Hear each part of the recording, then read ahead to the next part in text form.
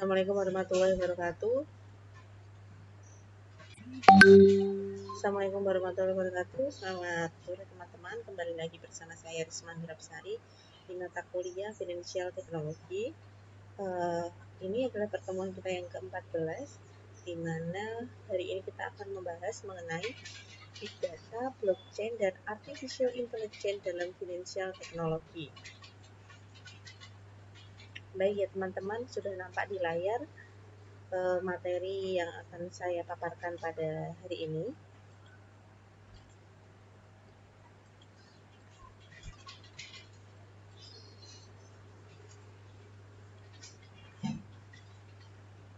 Nah, yang pertama kita membahas big data atau yang kita bahas di namanya adalah pengumpulan data.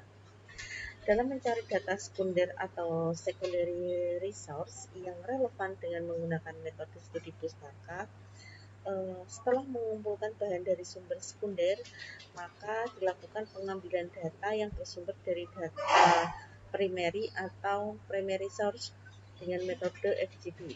Nah, ini adalah big data, di mana di sini ada menggunakan analisis tadi pustaka dan fokus group discussion atau FGD.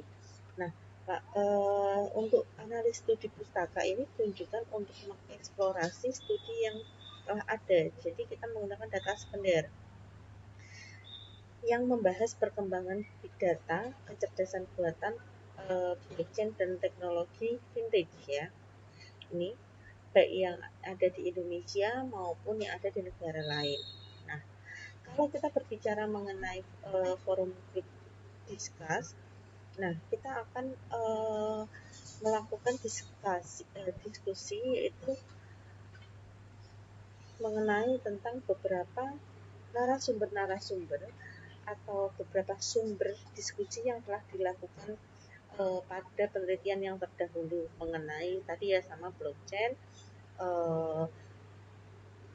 terus artificial technology dan big data.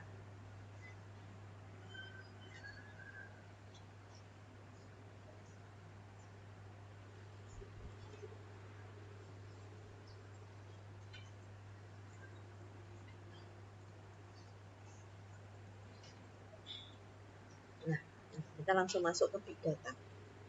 Ini adalah konsep big data, di mana konsep big data itu terdiri dari volume, variasi, dan kecepatan. Ini menurut Linus 2012, Nicopoullos dan Eaton tahun 2011, lalu Default tahun 2012. Nah, ini adalah ilustrasi dari adanya konsep big data. Nah, di sini yang kita bahas pertama adalah volume. Nah, big data itu terkait tadi ya sama volume, variasi, dan kecepatan. Terkait dengan volume, big data itu secara literal berarti data yang besar atau data yang banyak. Ya, teman-teman bisa mengartikan data yang besar ataupun data yang banyak. Nah, menurut penelitian, saat ini dunia telah memasuki era 5.0 ya, di mana adanya lalu lintas komunikasi berbasis internet protokol atau IP yang sering kita gunakan itu dengan meningkat pesat.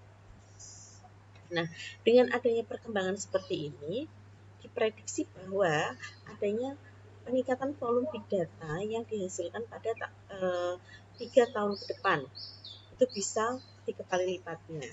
Jadi banyak ya untuk penggunaan big datanya.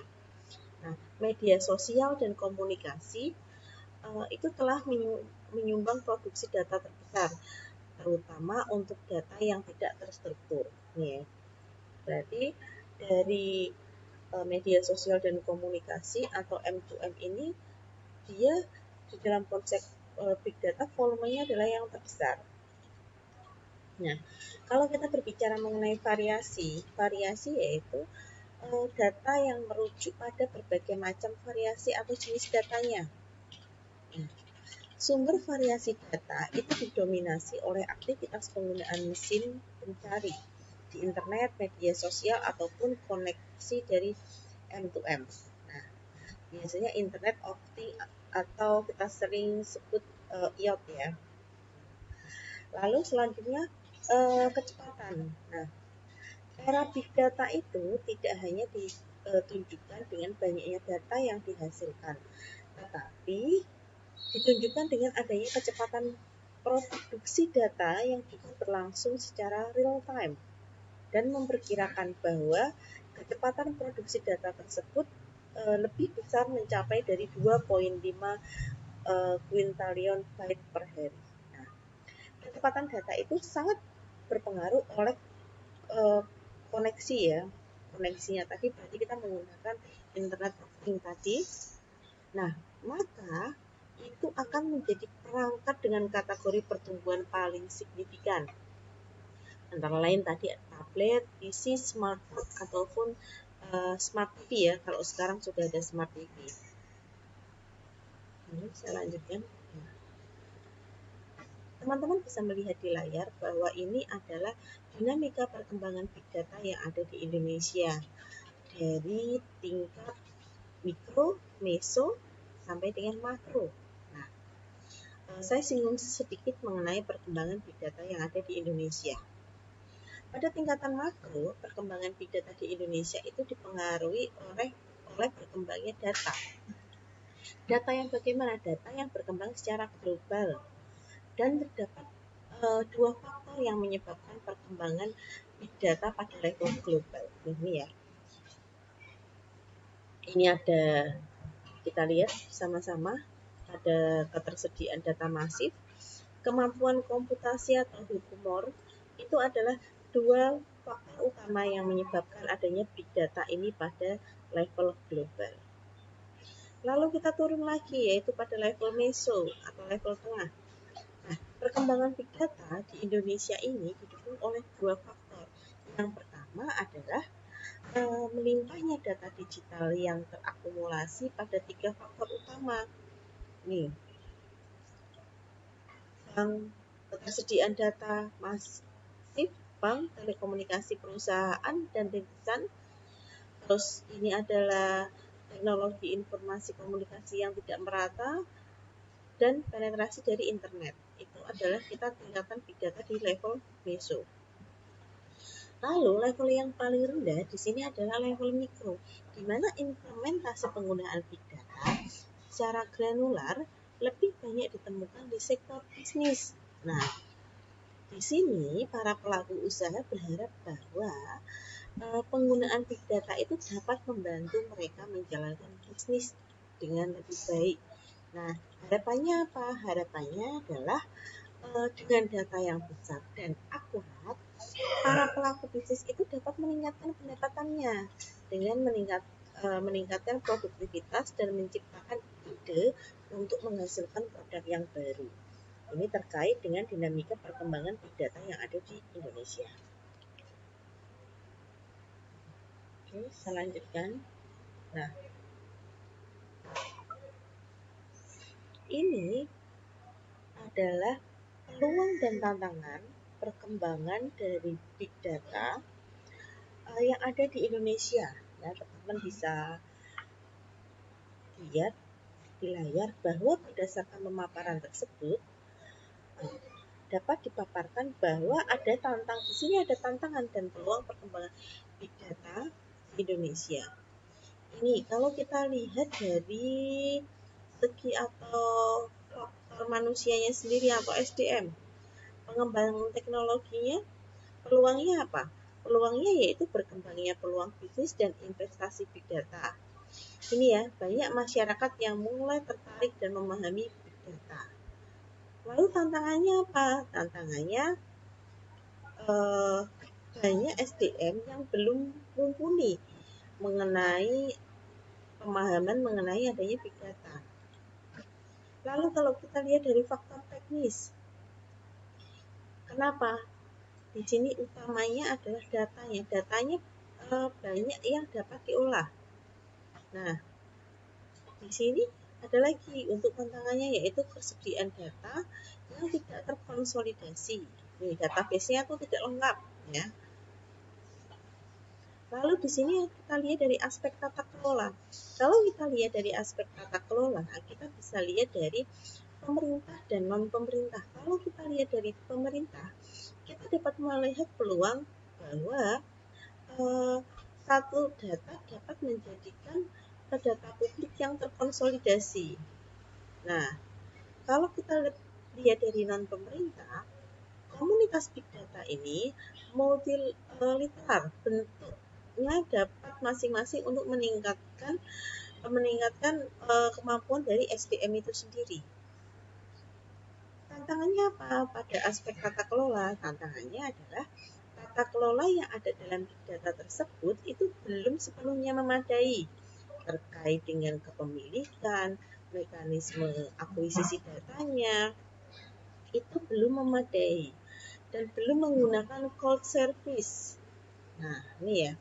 Ini adalah peluang serta tantangan penggunaan big data yang ada di Indonesia. Oke. Lalu kita masuk ke manfaat big data dalam financial technology.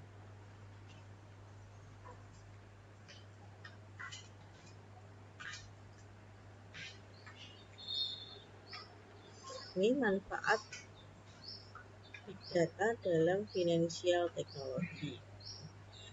Yang pertama ada pengembangan produk menjadi lebih mudah. Lalu ada peluang inovasi, bisnis yang lebih terbuka. Nah, dapat merancang UX yang lebih user friendly. Di sini resiko manipulasi data juga dapat dihindari. Ini adalah beberapa manfaat dari adanya big data untuk financial technology.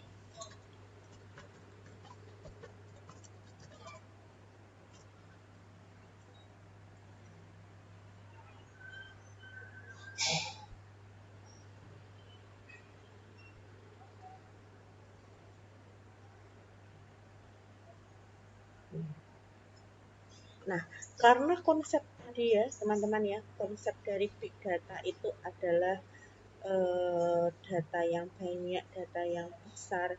Berarti apa? Intinya adalah teknologi itu harus berkembang dengan penggunaan data. Penggunaan data yang bagaimana? Penggunaan data yang meningkat. Nah, ini ya.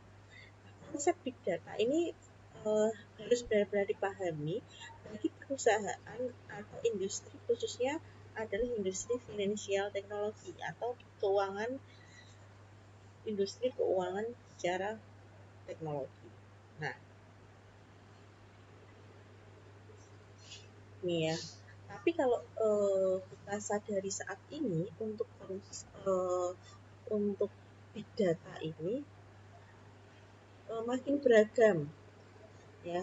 Kalau teman-teman bisa buka lewat media sosial, itu teman-teman lewat pakai financial teknologi, misal ada riwayat pembelanjaannya teman-teman, ada riwayat pembelian teman-teman, hingga teman-teman bisa melakukan pencarian di mesin pencarian yang menunjukkan ketertarikan teman-teman atau ketertarikan teman-teman mengenai sesuatu.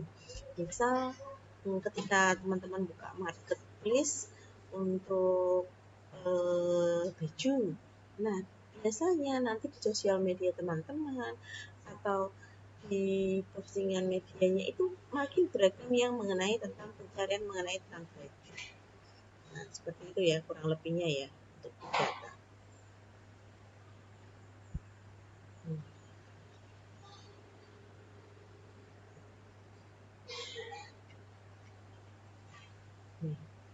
Nah, manfaatnya untuk dunia bisnis tadi, yang pertama adalah pengembangan produk menjadi lebih mudah. Ketika yang dinamakan big data membantu pengembangan produk menjadi lebih mudah, contohnya adalah misal produk dari teman-teman itu memiliki kemasan yang lebih ekonomis, maka bisa jadi teman-teman memproduksi lebih banyak produk tersebut. Nah, karena dengan penjualan yang lebih ekonomis ini, produknya teman-teman itu lebih diminati. Nah, sebaliknya nih, misal jika ada produk yang penjualannya rendah, maka teman-teman bisa menganalisis penyebabnya. Kenapa sih hasil penjualan ini rendah dengan menggunakan data yang ada. Lalu adanya peluang bisnis yang lebih terbuka. Lalu ada lagi dapat merancang UX yang lebih user friendly. Ketika adanya interaksi konsumen ya di sini ya, konsumen atau pengguna aplikasi finansial teknologi yang melalui aplikasi web aplikasi ataupun website, itu akan menjadi penentu tingkat penjualan produk. Kalau alurnya lebih rumit, itu bisa dikonversi dengan yang dihasilkan yang lebih kecil. Nah, di sini dengan adanya big data itu membantu teman-teman untuk menyimpan riwayat pencarian teman-teman tadi. Misal biasanya teman-teman membayar listrik atau PLN atau pembelian token melalui Shopee Pay. Nah, itu biasanya muncul tuh di riwayat pertama ketika teman-teman membuka marketplace Shopee. Nah, itu biasanya muncul untuk pembelian atau pembayaran token PLN. Yang keempat adalah adanya manipulasi resiko dapat dihindari. Resiko manipulasi data itu dapat dihindari. Nih, big data itu memiliki andil dalam hal keamanan. Nah, besarnya data yang ada itu dapat mengidentifikasi pola yang wajar yang bisa merugikan bisnis terkait dengan finansial teknologi teman-teman yang gunakan. Nah, ini ya, dapat meminimalisir ya. Nah, oke. Itu adalah kenapa sih big data itu perlu di dalam finansial teknologi. Nah, ini ya pemanfaatannya ya. Salah satu ada 4 pemanfaatannya. Lalu saya lanjutkan. Nah, kalau kita berbicara mengenai kecerdasan buatan atau yang kita sebut dengan artificial intelligence. Kecerdasan buatan atau yang kita sebut dengan artificial intelligence itu adalah suatu program komputasi yang dapat membuat mesin bekerja lainnya seperti kecerdasan manusia. Contohnya seperti pengambilan keputusan atau mencegah masalah dan melakukan prediksi. Nah, contohnya seperti itu ya. Nah, oleh karena itu, kecerdasan buatan juga disebut dengan external intelligence. Itu menurut Arthur di tahun 2017. Nah, kecerdasan buatan ini bekerja menggunakan algoritma dengan machine learning dan deep learning sebagai dua teknik yang paling populer untuk memproses data menggunakan kecerdasan buatan. Nih, tadi kita sudah bicara yang namanya big data, lalu kita berbicara mengenai yang namanya kecerdasan buatan. Nah, ada yang namanya algoritma. Nah, algoritma secara singkat itu merujuk pada instruksi komputasi yang tersusun secara berurutan. Algoritma ini kemudian menjadi resep bagi program kecerdasan buatan yang menghasilkan prediksi dan luaran. Jadi adanya algoritma dari artificial intelligence tadi ya, itu merupakan program kecerdasan buatan yang menghasilkan prediksi dan luaran. Lalu ada yang namanya machine learning. Machine learning adalah subset dari kecerdasan buatan. Nah, untuk membuat mesin tersebut menjadi lebih cerdas ya, algoritma machine learning ini pada suatu mesin pertama-tama harus ada yang namanya data input yang dilakukan manusia pada suatu mesin. Jadi nggak bisa nih tiba-tiba mesin finansial teknologi ini mesin yang ada di finansial teknologi itu tiba-tiba benar sendiri, datanya ada sini, tidak bisa. Semua itu pasti harus dimasukkan dulu, disetting dulu, diinput dulu oleh SDM-nya adalah manusia. Berdasarkan masukan data tadi, mesin kemudian memberikan luaran atau output tertentu. Nah, outputnya apa? Misal kita melakukan payment menggunakan tadi ya saya masih contohnya masih Shopee aja, payment menggunakan aplikasi Shopee, kita bisa milih tuh di situ bayar telepon yang jenisnya datanya yang apa, pembelian pulsa datanya apa, lah itu semua sudah diinput terlebih dahulu ya di dalam machine learning. Lalu selanjutnya ada yang namanya deep learning. Kalau yang namanya deep learning itu adalah turunan dari machine learning. Dibandingkan dari machine learning, deep learning bekerja lebih mandiri. Nah, kemandirian ini karena algoritma dari deep learning itu melatih mesin-mesin data dengan jauh lebih banyak dan tingkatan yang lebih berlapis-lapis. Nih ya. Nih, ini ada dinamika perkembangan kecerdasan buatan di Indonesia. Penelitian kecerdasan buatan telah berkembang sejak tahun 1950, namun penerapannya sempat mengalami penurunan atau karena kurangnya ketertarikan pada kecerdasan buatan pada saat itu. Namun saat ini penerapan kecerdasan buatan mengalami kemajuan antara lain didorong dengan ketersediaan big data. Ya. Kalau kita lihat di sektor mesonya, tadi kita lihat dari makro mesonya, bahwa dinamika kecerdasan buatan sama dengan dinamika big data. Nah, beberapa faktor pendorong kecerdasan buatan antara lain adalah melimpahnya data digital. Jadi data digital banyak, perkembangannya banyak, perusahaan rintisan yang menghasilkan datanya juga banyak, lalu penetrasi internetnya juga semakin tinggi. Jadi itu adalah faktor-faktor yang mendukung kecerdasan buatan itu semakin berkembang yang ada di Indonesia. Adanya mikro. Nih, terdapat dua ekspektasi perkembangan kecerdasan buatan. Yang pertama adalah kecerdasan buatan itu dipercaya dapat meningkatkan efisiensi perusahaan dengan penerapan otomatis pada beberapa proses bisnis. Yang kedua, kecerdasan buatan atau artificial intelligence itu memungkinkan perusahaan, khususnya perusahaan finansial teknologi, itu memberikan prediksi perilaku konsumen dengan baik. Contohnya kalau prediksi itu kita bilang dengan finansial teknologi terkait dengan investasi.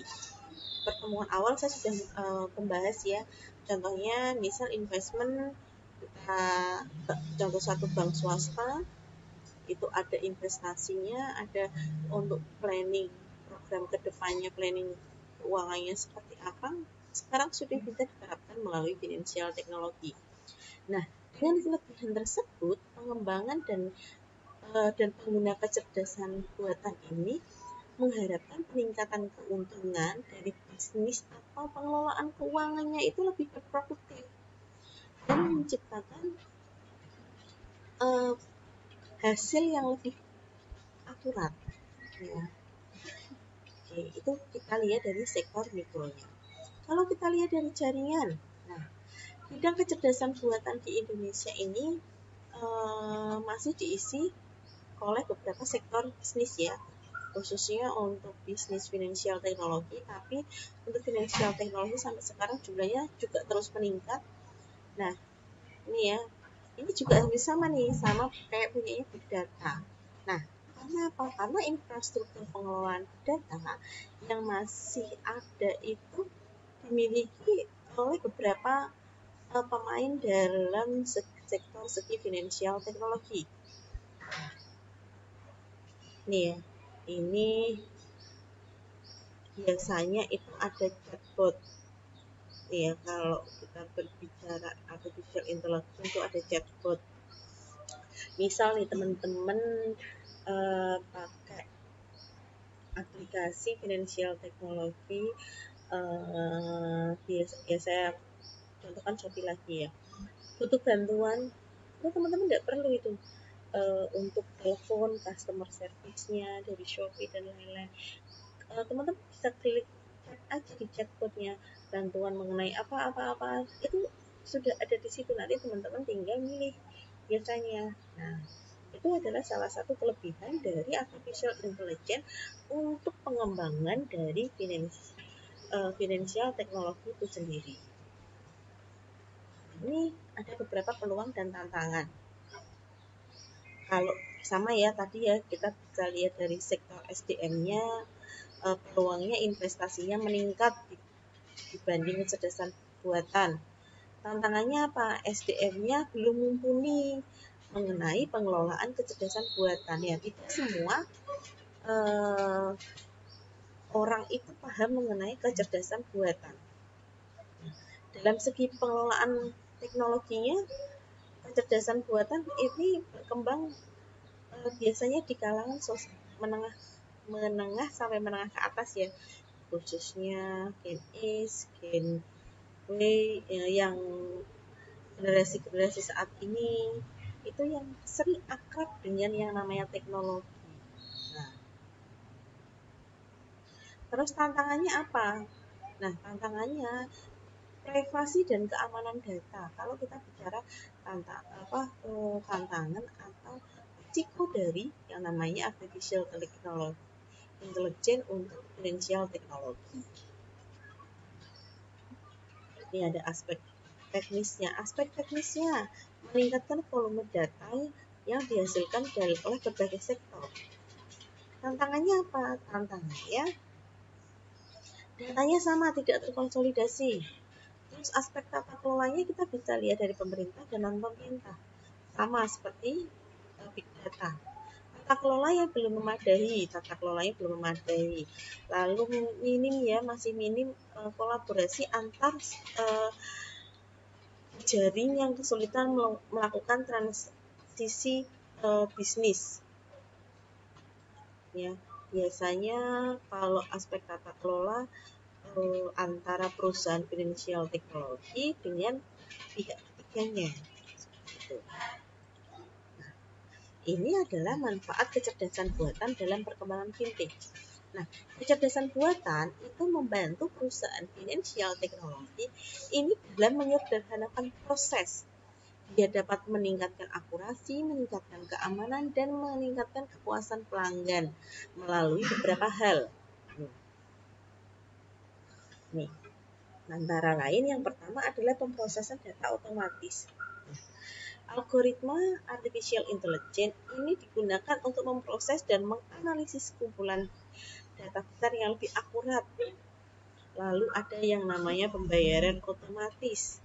Nah, otomatisnya ini digunakan dalam perusahaan fintech untuk memproses pembayaran lebih cepat dan aman melalui dompet digital tadi, terus atau aplikasi seluler, terus yang sekarang itu ada autentikasi biometrik ya teman-teman ya.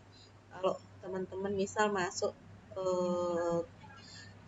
ada handphonenya teman-teman sudah memadai, lalu teman-teman masuk ke salah satu m-banking perbankan, itu termasuk dengan financial teknologi, teman-teman nggak perlu nih ngetik passwordnya apa, tinggal masukin user, langsung teman-teman samakan otentik biometriknya, itu sudah bisa masuk, sudah bisa login. Nah, betapa ini ya artificial intelligence itu betapa cerdasnya dengan mendeteksi dari jarinya kita saja sudah bisa login ke akun keuangan kita. Ini adanya pinjaman otomatis, adanya investasi otomatis. Nah, ini adalah pemanfaatan dari artificial intelligence untuk perkembangan dari finansial teknologi. Lalu yang terakhir kita membahas blockchain. Nah, ini adalah konsep blockchain, yaitu ada kata kuncinya ya. Di sini ada basis data tersebar, transmisi peer-to-peer, transmisi melalui enkripsi, perekaman data secara permanen, berbasis pemrograman dan digital. Ini bisa dicek juga di layar, dilihat juga di layar bagaimana perkembangan dinamika blockchain yang ada di Indonesia ya. Ada mulai dari mikro, meso sampai dengan makro. Nah, pada level makro itu penerapan blockchain itu dipengaruhi oleh penerapan blockchain secara global. Nih ya. Lalu pada level meso ini faktor dunia terbuka pada level makro, kemudian mendukung nilai-nilai budaya baru yang mencakup transmisi, efisiensi, anti sentralisasi, dan pada level tertentu anti represi pemerintah. Jadi di sini biasanya didukung dengan teknologi informasi dan komunikasi yang semakin memadai di level meso. Lalu di level mikro itu ada berbagai analisis mikro pada blockchain. Itu ada dua, yaitu blockchain 1.0 dan era pasca blockchain 1.0.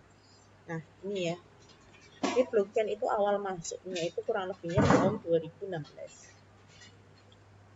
Peluang dan tantangannya kalau kita lihat untuk blockchain yang ada di Indonesia sama seperti artificial intelligence dan big data. Kita bisa melihat aspek SDM-nya. Ini blockchain ini dapat berdiri di beberapa daerah.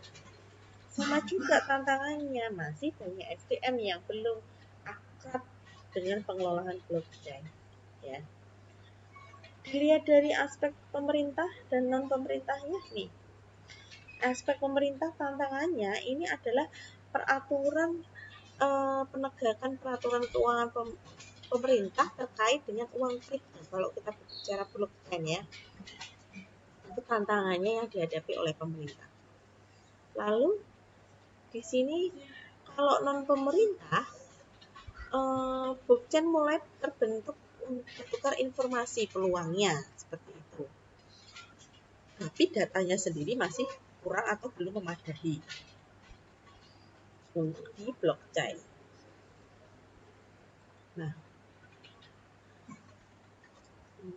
lalu manfaatnya apa blockchain dalam financial technology? Nah, di sini ada smart contract. Lalu ada meningkatkan manajemen identitas online. Lalu ada yang namanya mempermudah perdagangan saham, mempermudah dan mempercepat pembayaran lintas batas, keuntungan dan loyalitas teknologi blockchain.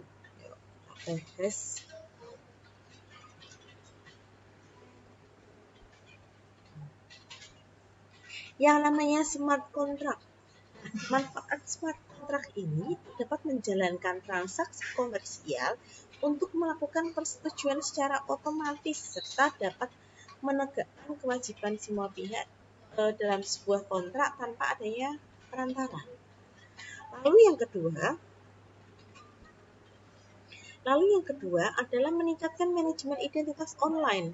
Yang namanya kita bicara mengenai financial technology, kita berbicara mengenai teknologi digital yang secara online. Maka penggunaan blockchain ini dalam manajemen identitas itu terbilang cukup mudah. Sehingga para penggunanya itu dapat mengidentifikasi diri sendiri dan siapa yang akan diberitahukan, meskipun saat ini pengguna masih harus mengidentifikasi diri sendiri melalui blockchain.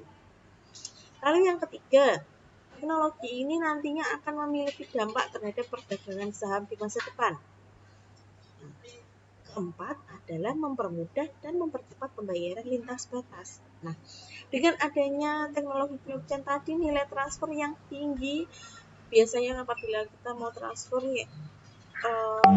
nilainya cukup tinggi itu relatif lama. Tapi dengan adanya metode pembayaran alternatif dengan tadi ya blockchain tadi bisa lebih mudah dan cepat. Selain itu, dia dapat mengurangi biaya yang lebih signifikan. Yang kelima adalah blockchain memiliki banyak keuntungan yang ditawarkan. Salah satunya adalah transparansi dan pelancaran transaksi. Hal ini akan membantu pihak bank dan perusahaan itu dapat menciptakan suatu loyalitas yang cocok untuk kinerja manajemen. Nah, ini adalah beberapa manfaat perkembangan blockchain dalam financial technology. Oke, baik teman-teman, tidak terasa sudah kurang lebihnya sudah 30 menit saya memaparkan mengenai big data, blockchain, artificial intelligence dalam financial technology.